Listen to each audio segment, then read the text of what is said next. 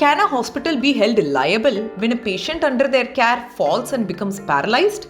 The Indian judiciary answered yes. A 30-year-old bank employee was admitted to a private hospital in Delhi with high-grade fever suspected to be typhoid.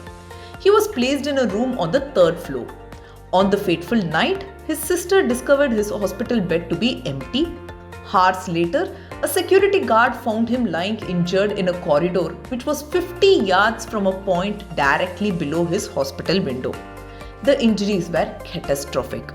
Multiple fractures of the lumbar vertebrae, complete spinal cord dislocation, and despite treatment, he became paraplegic. That is, 100% disabled below the waist. He filed a negligence case against the hospital, claiming they failed to protect a delirious patient under their care.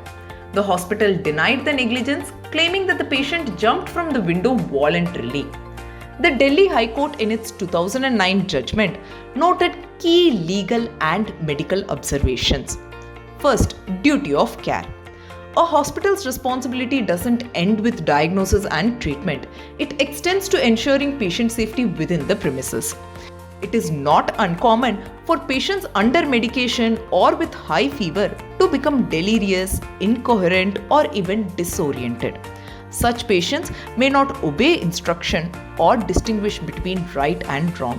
Hence, specialized private hospitals are expected to provide a high standard of care and vigilance. Second, no evidence of any suicidal tendency by the patient.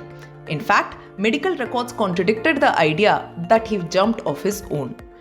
Lastly, the patient was in a delirious state. The treating doctor admitted that high-grade fever can induce delirium.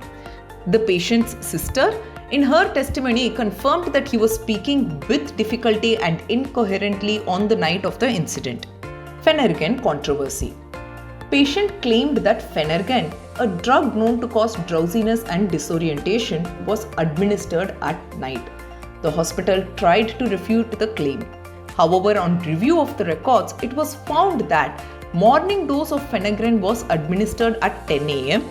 and interestingly, the evening records were never produced in court.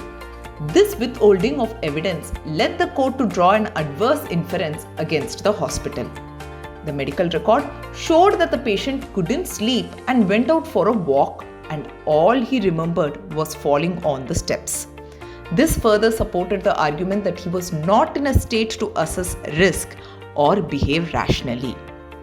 The Delhi High Court invoked the doctrine of res ipsa loquitur, the thing speaks for itself.